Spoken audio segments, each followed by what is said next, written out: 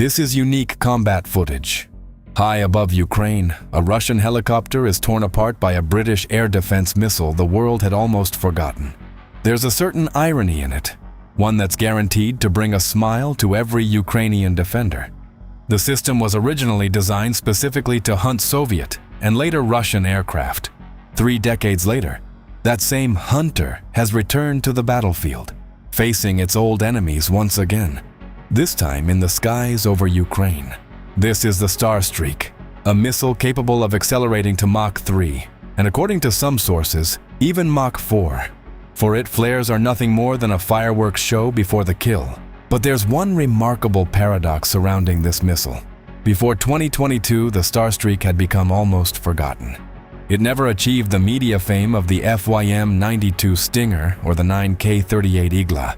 For decades, it served with the British military without ever being fired at a real combat target. Then, after production contracts ended in the 2000s, manufacturing stopped altogether. And yet, within just a few months, Ukrainians turned this forgotten weapon into a nightmare for Russian aviation. The Mi-28 Night Hunter, the Ka-52 Alligator, the Mi-24 Hind, and even Russia's latest UAVs suddenly found themselves in the sights of a hunter the Russians never expected to face. So what is Starstreak really? A technological marvel? Or simply a weapon that finally met operators capable of unlocking its true potential? It's an outstanding missile, especially against aircraft. Flares don't help. Even if a helicopter dumps a whole stream of them, it doesn't matter. The missile rides a laser beam, so there's nothing to distract it. If the operator keeps the target in sight and tracks it, the kill is almost guaranteed. So where did such an effective weapon against Russian air targets come from? Was there a secret behind it after all?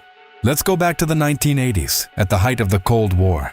British military planners watched Soviet aviation with growing concern. The Mi-24 Hind attack helicopter had become one of NATO's biggest nightmares.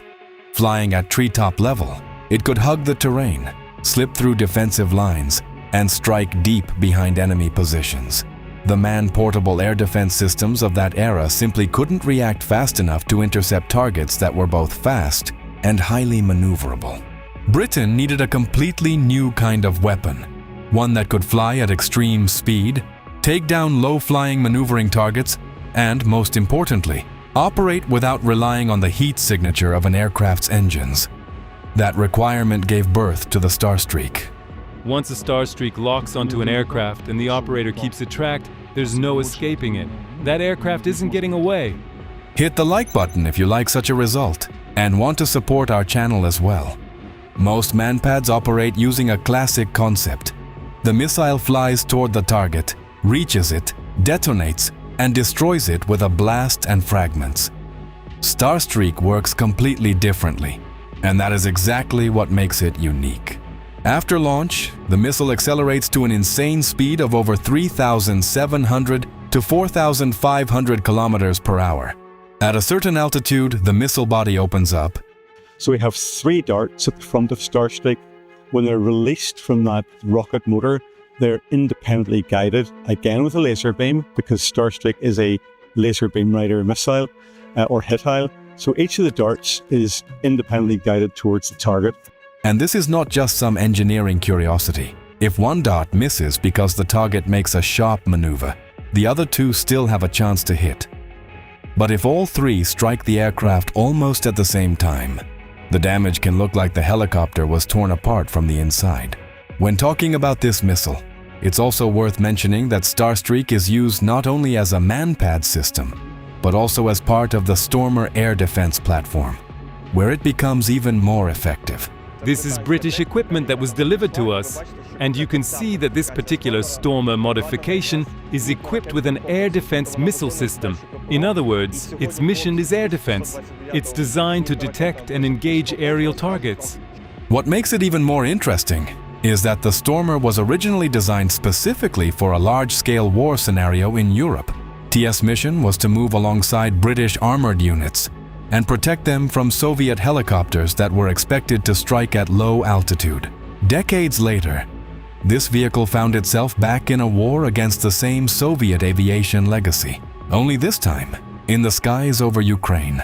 The vehicle is actually pretty good. The handling is solid. Small holes and bumps are not a problem for it at all. Even a pothole around half a meter deep isn't really an issue. On hard surfaces, it moves very well. But when the ground gets a little softer or starts to melt, that's when it becomes more difficult for the vehicle. Overall, in terms of control and driving, it's excellent. You can install a day sight here, and we can operate it both during the day and at night. If needed, it can be swapped. But right now we installed the night vision system because it's better not to keep changing it all the time. We use one setup and work with it when required. Now imagine what it's like to fight inside this machine. You are sitting inside a 13-ton aluminum box, flying across rough terrain, ignoring half-meter deep craters. Your armor is the only thing standing between you and enemy shrapnel and 14.5mm machine guns. There is no time to think. On the roof of the vehicle sit 8 deadly missiles. From the moment your sight locks onto a Russian helicopter to the missile launch, less than 5 seconds pass, faster than you can take a deep breath. You press the launch button, and 3 tungsten darts shoot into the sky.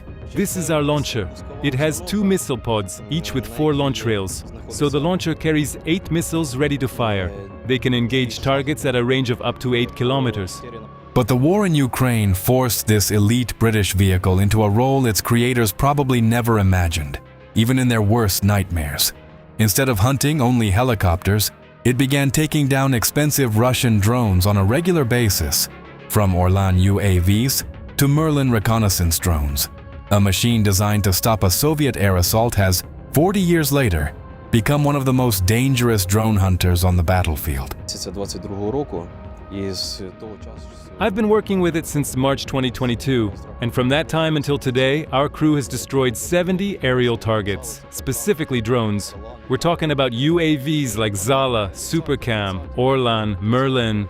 There were Orlan 10s, Orlan 30s. These are larger reconnaissance drones, and they cost a lot of money. Compared to other systems in service with the Ukrainian armed forces, the difference is especially noticeable. The American Stinger and the Soviet Igla work using infrared guidance. They look for the heat signature of an engine, but they can be fooled by thermal flares. The Polish Piorun has better protection against countermeasures, but it still relies on heat-seeking guidance. Starstreak is completely different. It uses laser beam riding guidance.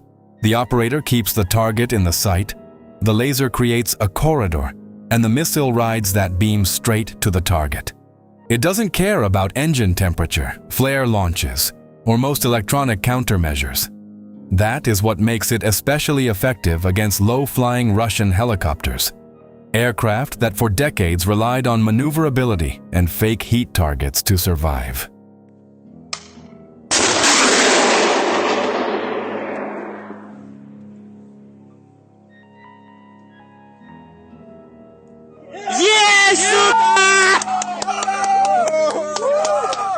Subscribe to our channel to discover even more videos about the use of Western weapons in the Russia-Ukraine war, and let's continue. It was the highly effective use of Starstreak in Ukraine that led to its production being restarted for the first time in more than a decade. This is a clear example of how demand from Ukraine can revive production lines in the West that were once considered almost dead. However, restarting production will take more than a year.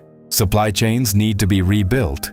Restricted chemical materials must be replaced, and stockpiles of components need to be created again. On paper, it looks like the perfect weapon. So why didn't every army in the world buy it? The answer is simple, and complicated at the same time. Starstreak is a very demanding system. It is not a fire-and-forget weapon. The operator has to keep the laser aimed at the target until the moment of impact. It requires extreme concentration, fast reactions, and serious training. Many countries chose simpler and cheaper alternatives. But Ukrainian soldiers, driven by the need to defend their homeland, proved that with the right tactics and skill, even a system's weaknesses can become its greatest advantages. That is why, throughout the history of the Russian-Ukrainian war, there have also been cases where the operator failed to guide the missile onto the target, and the enemy helicopter managed to break away. Even with a system as capable as Starstreak, everything depends on the operator, keeping the target in sight, maintaining the laser track, and reacting in a matter of seconds. So is Starstreak a miracle weapon? Not exactly. It is a demanding system that requires true professionals behind it.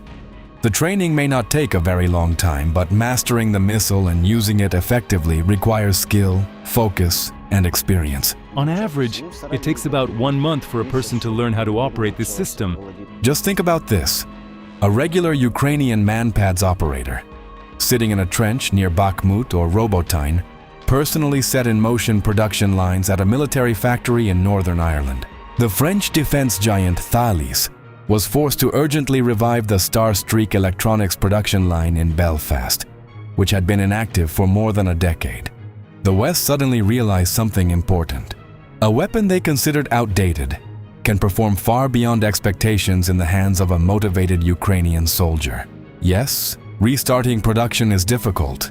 It will take years. But the wheels of the European defense industry are already turning, and it was Ukrainians who pushed them into motion. So what do you think? Was Britain right to restart Starstreak production? And does this missile still have a future in the wars of tomorrow? Share your ideas in the comments. Stay safe and support Ukraine.